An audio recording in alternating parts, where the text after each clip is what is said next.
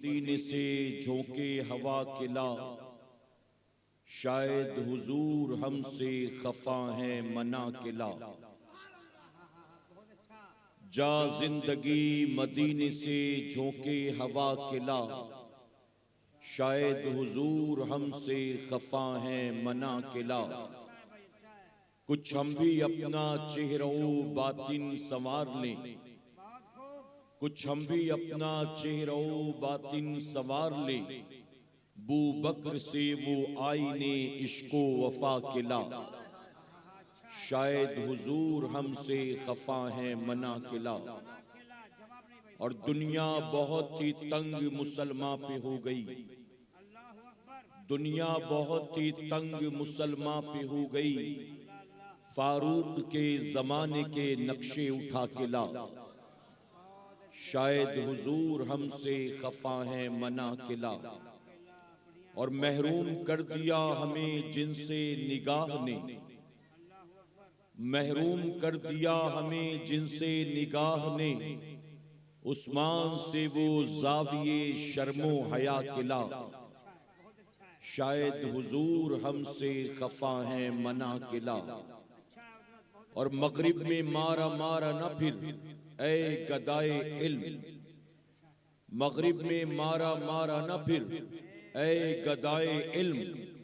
दरवाज़े अली से तू खैरात जाके ला, शायद हुजूर हमसे खफा है मना किला। और बातिल से दब रही है फिर उम्मत रसूल की, बातिल से दब रही है फिर उम्मत रसूल की। बातिल से दब रही है फिर उम्मत रसूल की। मंजर जरा हुसैन से कुछ करबला किला, मंजर जरा हुसैन से कुछ करबला किला। शायद हुजूर हमसे खफा है मना किला, शायद हुजूर हमसे खफा है मना किला। और किसी ने बहुत खूब कहा, छोड़ के आपका दामन रहमत आका हमसे भूल हुई। छोड़ के आपका दामन रहमत आका हमसे भूल हुई। खो दी अपनी कदरो कीमत आका हमसे भूल हुई। दुनिया के ठुकराए हुए हैं आपके दर पे आए हुए हैं, दुनिया के ठुकराए हुए हैं आपके दर पे आए हुए हैं। खोल दे अपना दामन रहमत आका हमसे भूल हुई। खोल दे अपना दामन रहमत आका हमसे भूल हुई। मेरे प्यारे आका अलैहिस्सलातु तस्लीम के प्यारे दीवानों, काबिल मुबारकबाद हैं आप तमाम कि जो माहे रजब की बाबरकत रात में अल्लाह और उसके रसूल सल्लल्लाहु अलैहि वसल्लम का जिक्र पाक सुनने के लिए सर्दी की परवाह किए बगैर इस मैदान में आकर बैठ गए हैं।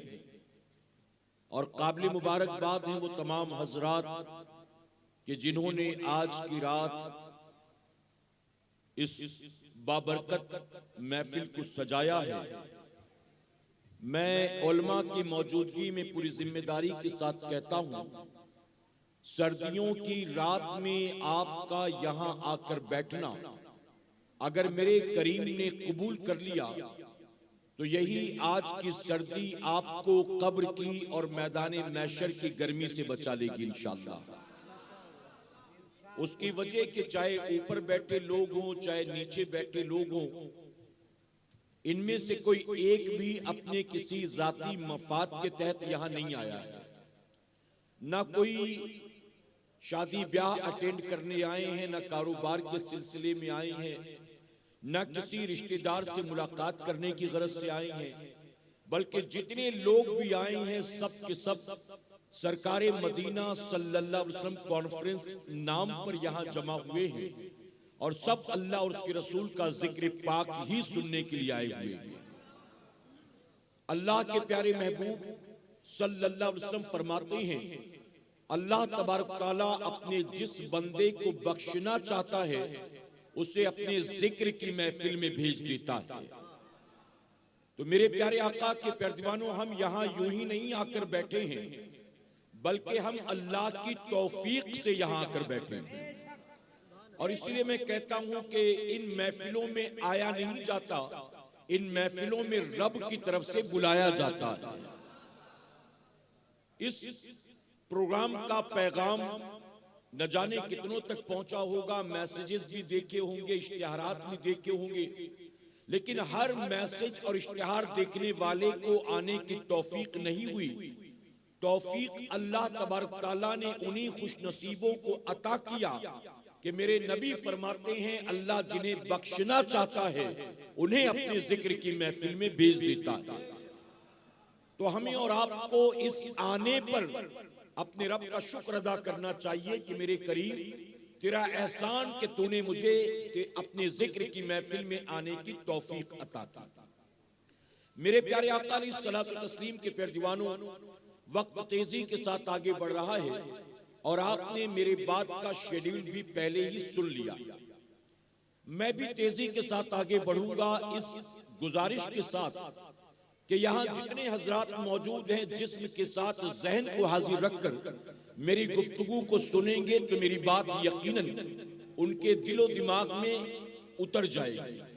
और जिन्होंने मुझे पहले सुना है लाइव या सोशल मीडिया पर, वो जानते हैं कि मैं लोगों के जज्बात से खेलकर नारे वाली तकरीर नहीं करता, बल्कि मेरी तकरीर भी अपनी कौम के लिए एक तरबियत हुआ करती है। और मैं उलमा की मौजूदगी में ये बात अर्ज कर दूं, मैं बयान को मिठाई नहीं समझता हूं, मैं बयान को दवाई समझता हूं। मिठाई आदमी मजे के लिए खाता है और दवाई आदमी शिफा के लिए खाता है। मिठाई आदमी अपनी मर्जी के मुताबिक खाता है और दवाई आदमी अपनी मर्ज के मुताबिक खाता है। जब कोई मरीज डॉक्टर के पास जाता है तो डॉक्टर उसकी बीमारी देखता है, जबान का जायका नहीं देखता है। डॉक्टर मर्ज देखकर दवा प्रिस्क्राइब करता है, वो ये नहीं पूछता कि तुम्हें मीठा पसंद हो तो मीठी दवाइयां दे दूं, तुम्हें चटकारा पसंद हो तो तुम्हें थोड़ी स्पाइसी दवाइयां दे दूं, तुम्हें सॉल्टेड खाने का शौक हो तो तुम्हें नमकीन दवाइयां दे दूं। मरीज के मर्ज को डॉक्टर देखता है, जबान के जायके को नहीं देखता। और इसीलिए मैं भी जब तकरीर करता हूं तो मैं अपनी तकरीर में आप क्या सुनना चाहते हैं ये नहीं देखता, बल्कि आपको किस चीज की जरूरत है मैं ये देखता हूं। हमारी जमात के एक बहुत बड़े आलिम दीन गुजरे, वो कहते थे अगर तुम कहीं तकरीर कर रहे हो, तवज्जो है ना आपकी, ये जो बच्चे मदरसे के बैठे हैं इनके लिए भी है और आपके लिए भी है। हमारी जमात के एक बहुत बड़े आलिम दीन गुजरे, वो कहते थे अगर तुम कहीं तकरीर कर रहे हो और तुम्हें सुनने के लिए 200 लोग आए और तुमने 1 घंटे तकरीर की और 1 घंटे की तकरीर में तुमने अपनी कौम को कुछ नहीं दिया, तो फरमाते हैं कि तुमने अपनी जिंदगी का 1 घंटा नहीं, तुमने अपनी कौम के जिंदगी के 200 घंटे बर्बाद किए। आज आप बताएं कि जब जवान बेटा बाप की बात सुनने को तैयार नहीं, जब बीवी शौहर की बात सुनने को तैयार नहीं, जब छोटे भाई बहन बड़े भाई बहन की बात सुनने को तैयार नहीं, ऐसे में अगर आप हमारी बातें सुनने के लिए आकर बैठ जाते हैं तो फिर जाहिर है कि हमें ना अपना वक्त जाय करना है ना आपका वक्त जाय करना है। बल्कि जब लोग सब कुछ छोड़ छाड़ कर आते हैं उलमा की गुफ्तगू सुनने के लिए, तो जरूरत इस बात की है कि आने वालों को देखा जाए कि उन्हें कौन कौन सी बीमारियां हैं और उन्हीं बीमारियों के एतबार से आने वालों का इलाज करने की कोशिश की जाए। आप कहेंगे हमें कौन सी बीमारी है? अगर बीमार होते तो घर के बिस्तर पर होते, मैदान में आकर क्यों बैठते? हमें तो कोई बीमारी नहीं। आपको लगता है कोई बीमारी नहीं, लेकिन मैं आपको बताऊं आपको कितनी बीमारियां। आज हमारी सोसाइटी में इतनी सारी बीमारियां फैल चुकी हैं कि जिसका हमें और आपको अंदाजा भी नहीं। ये झूठ बोलना ये बीमारी नहीं है क्या? बताओ जी, ये बीमारी हमारी सोसाइटी में है कि नहीं? लोग दुकान पर बैठकर झूठ बोलते हैं, लोग चौक चौराहे पर झूठ बोलते हैं, लोग अपने पार्टनर के साथ झूठ बोलते हैं, औलाद माँ बाप के साथ झूठ बोलती है, शागिर्द उस्ताद के साथ झूठ बोलता है, पड़ोसी पड़ोसी के साथ झूठ बोलता है। आप बताइए क्या ये चीज आज मुआशरे में आम नहीं हो गई? एक दूसरे की गीबत करना क्या ये बीमारी नहीं है? गाली गलौज करना क्या ये बीमारी नहीं है? मेरे प्यारे आका अलैहिस्सलातु तस्लीम के पैरदीवानों, ये दो तीन चीजें मैंने आपको गिनाई, ये ऐसी बीमारियां हैं जो सोसाइटी में आम हो चुकी हैं और इन बीमारियों का मरीज अपने आप को मरीज समझता ही नहीं। शराब पीना बीमारी है, सूद खाना बीमारी है, कम नापना तोलना बीमारी है, कम नापना कम तोलना बीमारी है, वादा खिलाफी करना बीमारी है, किसी पर बहतान आयत करना बीमारी है, नाच गाने सुनना पसंद करना बीमारी है, नमाजें जानबूझकर छोड़ देना बीमारी है, बिला उज़्र शरई रमजान के रोजे न रखना बीमारी है, मुसलमान होकर कुरान की तिलावत से नहीं बल्कि डोल गाजे बाजे से मोहब्बत करना ये बीमारी है। आप बताइए कौन कौन सी बीमारी में गिनाऊं? आज हमारे मुआशरे में शराब पीने वाले लोग मौजूद हैं, पूरी पूरी रात पबजी खेलने वाले, पूरी पूरी रात यूट्यूब पर गंदी गंदी फिल्में ड्रामे खेल तमाशे देखने वाले, नमाजें कजा कर करके क्रिकेट का मैच देखने वाले, IPL और वर्ल्ड कप के चक्कर में एक एक करके 5 वक्त की नमाजें कजा करने वाले। आप बताइए क्या ये बीमारी नहीं है? आज हमारी सोसाइटी में बेहयाई की, बेगैरती की, उरियानियत की, बेपर्दगी की कैसी कैसी बीमारियां पैदा हो गई हैं और हमारे इन जलसों में आज जरूरत इस बात की है कि आज ऐसी बीमारियों का शुरू से आखिर तक इलाज करने की कोशिश की जाए। मेरे प्यारे आका के पैरदीवानों, आप मुझे बताएं, अगर किसी एक मर्ज का मुसलसल इलाज किया जाए तो आराम होगा कि नहीं होगा? अगर बता दिया जाए कौम को कि झूठ ये कितना बड़ा हराम काम जो कि आम है। एक दुकानदार, आप जानते हैं, आपको पता नहीं है, शोएब अलैहिस्सलाम की कौम पर जो अल्लाह का अजाब आया, जितनी कौमों पर अजाब आए उन सारी कौमों में शोएब अलैहिस्सलाम की कौम वो पहली कौम है जिस पर अल्लाह ने 3 तरह का अजाब नाजिल किया। कौमें शोएब से पहले जितनी कौमें आई उन कौमों पर एक एक अजाब आए, लेकिन कौमें शोएब पर 3 अजाब आए। आखिर कौमें शोएब में कौन सी बीमारी थी? वो कारोबारी लोग थे, वो बड़े बड़े बिजनेसमैन थे, वो मार्केट में बड़ी बड़ी दुकानें लेकर बैठे थे, लेकिन जब कारोबार करते थे तो झूठ बोलते थे, कारोबार करते थे तो माल में मिलावट करते थे, कारोबार करते थे तो कम नापते तोलते थे। अल्लाह के नबी शुएब अलैहिस्सलाम ने बार बार समझाया, कहा अल्लाह ने तुम्हें हलाल रोजी का जरिया दिया, अल्लाह ने तुम्हें बेपनाह नेमतें दी, तुम्हें अल्लाह का शुक्र अदा करना चाहिए। तुम्हें कारोबार में चंद पैसों के मुनाफे के चक्कर में झूठ नहीं बोलना चाहिए, तुम्हें कम नहीं तोलना चाहिए, तुम्हें माल में मिलावट नहीं करनी चाहिए। तो जानते शुएब अलैहिस्सलाम की कौम ने क्या कहा? शुएब अलैहिस्सलाम की कौम ने कहा, आप अल्लाह के नबी हैं, नबी का काम ये नहीं है कि वो अपनी कौम को ये बताए, अपनी उम्मत को ये बताए कि बिजनेस कैसे करना है। आप नबी हैं, आप बताएं कि इबादत कैसे करनी है, जिक्र कैसे करना है, अल्लाह को कैसे मानना चाहिए, ये बताइए। बिजनेस करने का क्या तरीका वो आप ना बताएं। हमारे बाप दादा परदादा सारे कारोबारी थे, बिजनेस हमारी रगों में दौड़ता है खून के साथ। हम पैदाइशी कारोबारी लोग हैं, कारोबार कैसे करना है, माल में मुनाफा कैसे कमाना ये हम जानते हैं। आप हमें ये ना सिखाएं। आप नबी हैं, आप हमें बताएं कि इबादत कैसे की जाए। नबी की ड्यूटी है इबादत का तरीका बतलाए, कारोबार करने का तरीका आप हमें ना बताएं। तो अल्लाह के नबी शुएब अलैहिस्सलाम बार बार उनको समझाते रहे, अल्लाह ने तुम्हें हलाल रोजी का जरिया दिया है, झूठ बोलकर हराम क्यों करते हो? अल्लाह ने तुम्हें हलाल रोजी का जरिया दिया है, माल में मिलावट करके उसे हराम क्यों करते हो? अल्लाह ने तुम्हें हलाल रोजी का जरिया दिया है, तुम इसे कम नाप तोल कर हराम क्यों करते हो? अल्लाह ने जितना दिया है अल्लाह का शुक्र अदा करो। अगरचे 4 पैसे कम कमाओगे लेकिन कमाई हलाल की होगी, अल्लाह उसमें बरकत अता करेगा। तुम झूठ बोलकर कम तोलकर उसको हराम न करो, लेकिन कौम मानने को तैयार नहीं थी। अल्लाह के नबी बार बार समझाते रहे, लेकिन जब कौम बाज न आई, अल्लाह ने कौम शुएब पर 3 अजाब मुसल्लत कर दिया।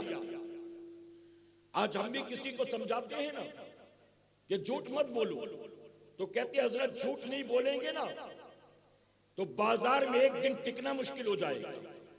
झूठ नहीं बोलेंगे तो दुकान का भाड़ा नहीं निकलेगा। झूठ नहीं बोलेंगे तो बेटी की शादी कैसे करवाएंगे। झूठ नहीं बोलेंगे तो अम्मी अब्बा को हज कैसे करवाएंगे। झूठ नहीं बोलेंगे तो बच्चों की फीस भी नहीं भर सकेंगे। झूठ नहीं बोलेंगे तो 2 लड़के काम पे रखे उनकी पगार कहां से आएगी। यानी हमने समझा है हमारे कारोबार का दारो मदार झूठ पर है। ऐ सरकारे मदीना के पैगवानों, मैं एक बात अच्छी तरह से आपको समझाना चाहूंगा।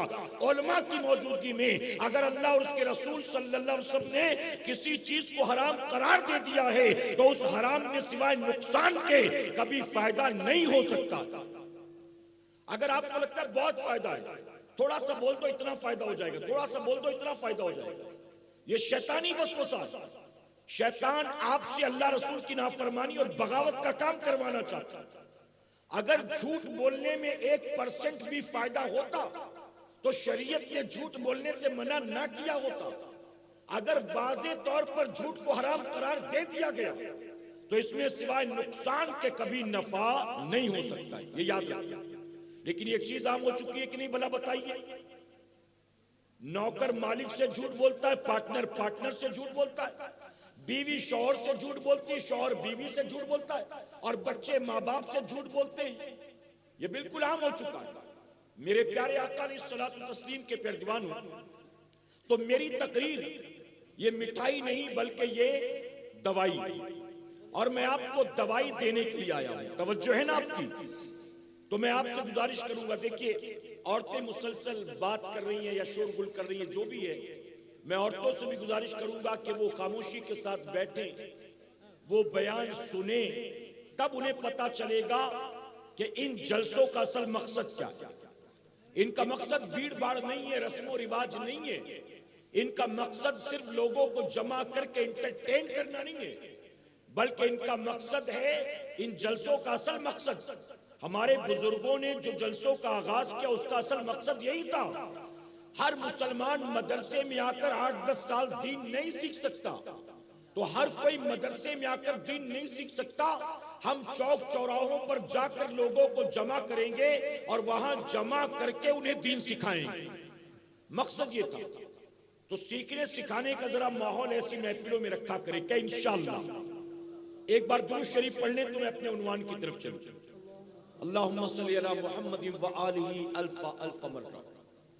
अब मैं आपसे कुछ सवाल पूछता हूं, आप मुझे बताएं, इस सारी कायनात का खालिक कौन है जी? बस 11-12 आदमी जानते हैं, बस बाकियों को नहीं पता। जितनी ठंड आपको लग रही उतना ही तो बाकी लोगों को भी लग रही ना, लेकिन वो बोल रहे हैं और आप चुपचाप हैं। सारी कायनात का खालिक अल्लाह है। कौन है? बुलंद आवाज से कहे कौन है? और सारी कायनात का मालिक कौन है? सारी कायनात का मालिक कौन है? सारी कायनात को रोजी देने वाला कौन? जिंदगी और मौत पर कुदरत रखने वाला कौन? सोने वाले को सुबह जगाने वाला कौन? हमारे रगों में खून दौड़ाने वाला कौन? बिना मशीन और इंजन के सीने में दिल को धड़काने वाला कौन? आसमान से पानी बरसाने वाला कौन? जमीन से सब्जा उगाने वाला कौन? इज्जत और जिल्लत देने वाला कौन? हमें जो कुछ मिला वो किसने दिया? जो कुछ मिलेगा वो कौन देगा? आप सब इस बात की गवाही देते हैं ना, जो अल्लाह को अपना माबूद मानते हैं यकीनन उनका भी रब अल्लाह है, और जो अल्लाह को अपना माबूद नहीं मानते उनका भी रब अल्लाह ही है।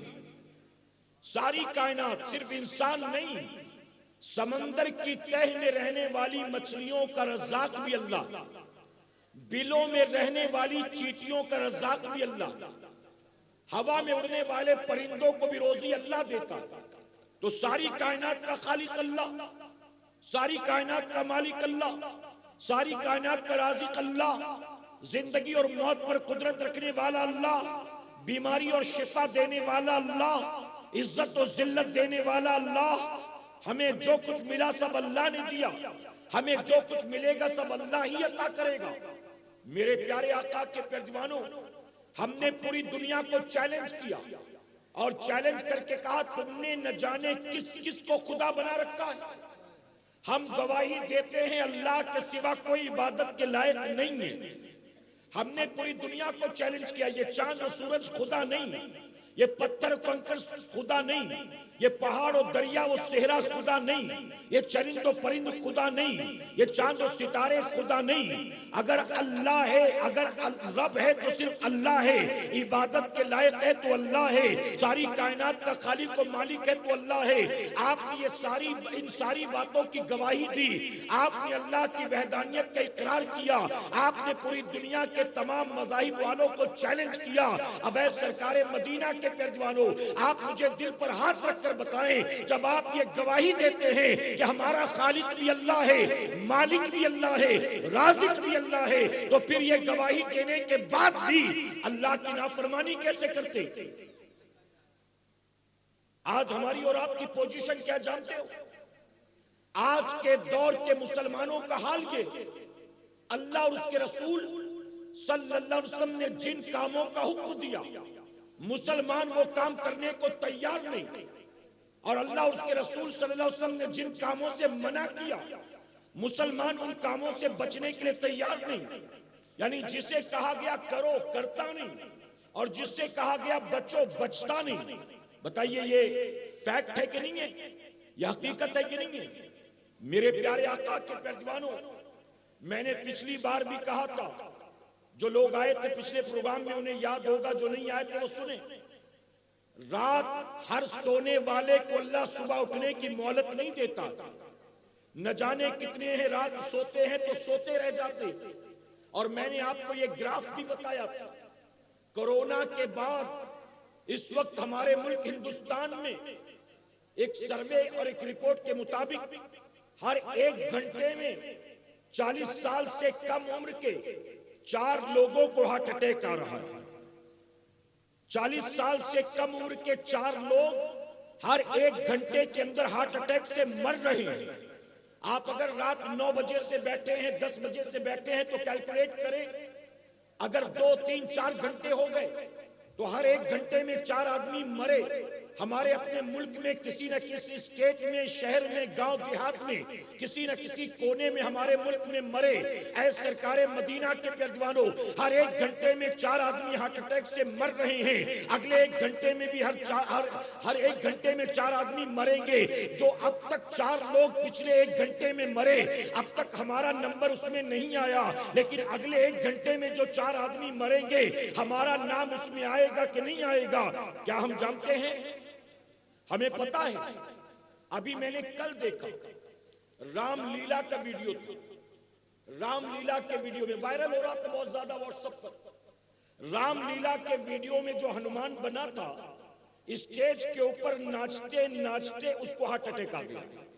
अब बताइए, हनुमान तो उसी को बनाए होंगे जो हट्टा कट्टा लंबा चौड़ा होगा, हार्ट अटैक आ गया उसको। आपने सोशल मीडिया पर देखा होगा, शादी के स्टेज पर नाचते नाचते हार्ट अटैक आ जाता है। क्रिकेट के ग्राउंड में खेलते खेलते, भागते दौड़ते हार्ट अटैक आ गया। किसी जिम के अंदर, हेल्थ क्लब के अंदर हट्टा कट्टा जवान वेट लिफ्टिंग करते करते मुंह के बल गिरा, उसको हार्ट अटैक आ गया।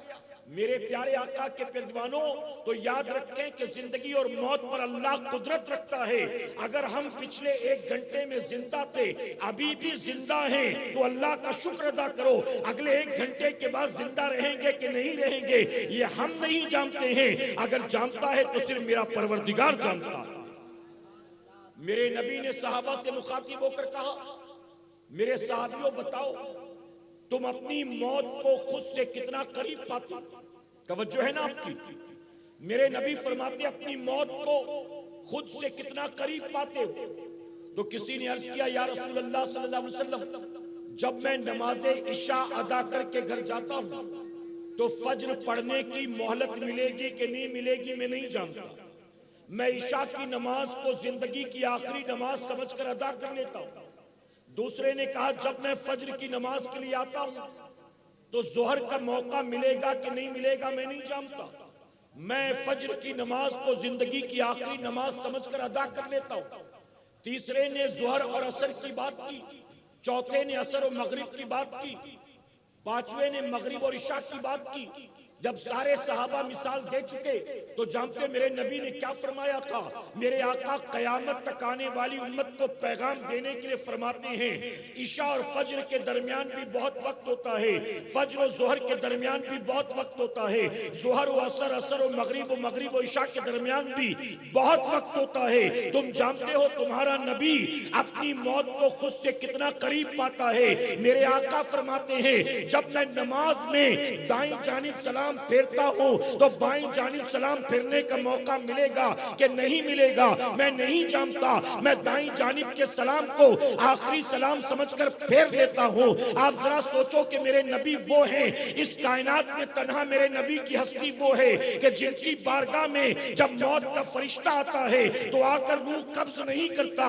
बल्कि दरवाजे पर खड़े होकर इजाजत तलब करता है, या रसूल अल्लाह इजाजत हो तो अंदर आ जाऊं, इजाजत ना हो तो वापस चला जाऊं। आप जरा सोचें जिनकी मर्जी के बगैर मलकुल मौत कमरे के अंदर दाखिल होने की हिम्मत नहीं करता, वो नबी कयामत तक आने वाली उम्मत को ये बताते हैं मैं जब दाईं जानिब सलाम फेरता हूं तो बाईं जानिब का मौका मिलेगा कि नहीं मिलेगा मैं नहीं जानता हूं। ऐ सरकारे मदीना के प्यारे दीवानों, मेरे आका कयामत तक आने वाली उम्मत को ये पैगाम दे रहे थे जब तुम्हारा नबी सैयदुल मासूमीन होकर, जब तुम्हारा नबी रहमतुल आलमीन होकर, जब तुम्हारा नबी महबूब परवरदिगार होकर अपनी मौत को खुद से इतना करीब पाता है तो मेरी कयामत तक आने वाली उम्मत तू अपनी मौत को कभी फरामोश मत करना। आज मुस्लिम मुआशरे में जितनी बुराइयां पाई जाती हैं, मुझे आपके गांव के बारे में नहीं पता, लेकिन मैं शहरों की अगर बात करूं, कोई ऐसी आबादी जहां पर 99% मुसलमान रहते हो, चाहे वो मुमरा हो, चाहे वो गोंडी हो, चाहे वो कुर्ला हो, चाहे वो भिवंडी हो, ऐसी आबादी बड़े बड़े शहरों में जहां 99% मुस्लिम रहते हैं, उन आबादियों में भी जाकर देखोगे हर चौथे घर में आपको एक शराबी मिल जाएगा। मुसलमानों की आबादी में हर चौथे घर में शराबी मौजूद, जुआरी मौजूद, सट्टेबाज मौजूद, सूद का धंधा करने वाला मौजूद, चरस चिलम गांजे पीने वाला मौजूद, लॉटरी की टिकट निकालने वाला मौजूद, जिना के अड्डों पर जाने वाला मौजूद। ऐ सरकारे मदीना के प्यारे दीवानों, ये जितनी चीजें मैंने आपको गिनाई हैं, क्या बताइए मुसलमान नहीं जानता कि इन सारी चीजों को अल्लाह और उसके रसूल सल्लल्लाहु अलैहि वसल्लम ने हराम करार दे दिया है। अगर तुम बचोगे अल्लाह ने इनाम का वादा किया और अगर तुम करोगे अल्लाह ने वईद फरमाई। किसी को नहीं पड़ी, कोई भी फिक्र नहीं। जनाब इब्राहिम बिन अदहम रज़ियल्लाहु तआला अन्हु है, आपकी बारगाह में एक नौजवान आया, आकर कहता है हुजूर मैं अपने आप को गुनाह से बचाने की बहुत कोशिश करता हूं लेकिन बच नहीं पाता, कोई ऐसा नुस्खा बता दे कि मैं अपने आप को गुनाह से बचा ले जाऊं। तो आपने फरमाया कि मेरी 5 बातें याद रखना, अगर तू गुनाह से बचना चाहता है तो 5 बातें याद कर ले, गांठ बांध ले। उसने कहा कौन सी बातें? आपने फरमाया आइंदा अगर गुनाह करने का इरादा हो ना, अगर आइंदा कभी गुनाह का इरादा तू करे ना तो अल्लाह की जमीन को छोड़कर कहीं और निकल जाए, ऐसी जगह चले जा जिस जमीन का मालिक अल्लाह हो ना हो, अल्लाह ना हो, फिर वहां जो तेरी मर्जी कर। नौजवान कहता हुजूर ये कैसे मुमकिन है? इस सारी कायनात का खालिक और मालिक तो अल्लाह है, अल्लाह की जमीन को छोड़कर कहां जा सकता हूं? जहां भी जाऊंगा वो जाहिर है कि अल्लाह ही की जमीन है, अल्लाह ही की मिल्कियत है।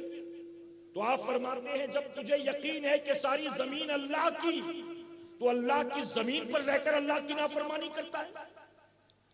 फिर आपने फरमाया दूसरी बात, अगर तू कभी गुनाह का इरादा करे ना तो अल्लाह की दी रोजी खाना छोड़ दे, किसी और की दी रोजी खा, फिर तेरी जो मर्जी कर।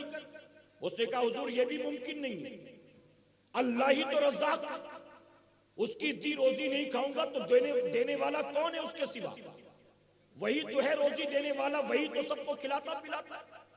आखिर उसकी रोजी ना खाऊं तो किसकी खाऊं? तो आपने फरमाया तुझे ये यकीन है कि रज़्ज़ाक़ अल्लाह है, फिर उसकी रोजी खाकर उसी की नाफरमानी ये तू कैसे करता? फिर आपने फरमाया तीसरी बात, अगर तू गुनाह का इरादा करे तो ऐसी जगह छुप कर गुनाह कर जहां तुझे अल्लाह न देख सके। तवज्जो है ना आपकी? ऐसी जगह छुप कर गुनाह कर जहां तुझे अल्लाह न देख सके। इस पर वो नौजवान कहता है ये भी मुमकिन नहीं है, मैं लाख पर्दों में छुप जाऊं, अल्लाह की निगाहों से कभी पोशीदा नहीं हो सकता। मेरे प्यारे आका के प्यारे दीवानों, आप क्या समझते हो? आप अगर सिगरेट पीते हो अम्मी से छुपकर, आप अगर किसी लड़की के साथ घूमते हो अब्बा से छुपकर, अगर गंदी गंदी वीडियो देखते हो इमाम साहब से छुपकर, आपको लगता है जो कुछ काम आप कर रहे हो इसकी खबर किसी को नहीं है। मैं कहता हूँ माँ बाप से डरता है, मस्जिद के इमाम से डरता है, अपने चाचा मामू खाला फूफी से डरता है, उनसे डरता है कि कहीं उन्हें पता न चल जाए कि मैं क्या क्या गुल खिलाता हूँ। अरे तुझे इनका डर है, तुझे उसका डर नहीं है जिससे तू कभी छुप नहीं सकता। याद रखना कयामत में तुझे माँ बाप को हिसाब नहीं देना, जिसकी निगाहों से तू कभी छुप नहीं सकता, कयामत में उसी मौला को हिसाब देना। फरमाया गया अल्लाह अमावस की काली रात में काले रंग के पहाड़ पर, काले रंग की गार में, काले रंग की मिट्टी में जब काले रंग की चींटी चलती है ना, अल्लाह उसे भी देखता है। आई बात समझ में आपकी?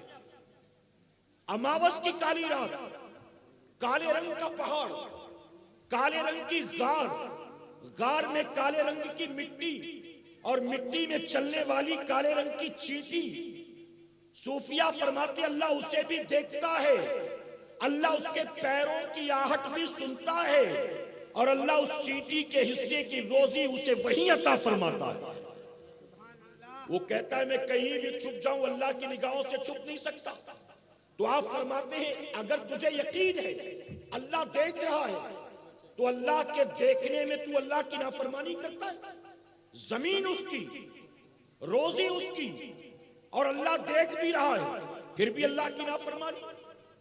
मेरे आका सल्लल्लाहु अलैहि वसल्लम की बारगाह में एक हबशी नौजवान आया, आकर अर्ज करता है ए अल्लाह के नबी, जरा चुप हो जाओ ना बेटा, चुप हो जाओ, या तो तुम बोल लो या तो मैं बोल लो। एक बार दुरूद शरीफ पढ़ लें आप, अल्लाहुम्मा सल्ली अला मुहम्मदिन व आलिही अल्फ अल्फ मर्रा। अच्छा मैं देख रहा हूं बहुत से लोग ना गौर से सुन रहे हैं।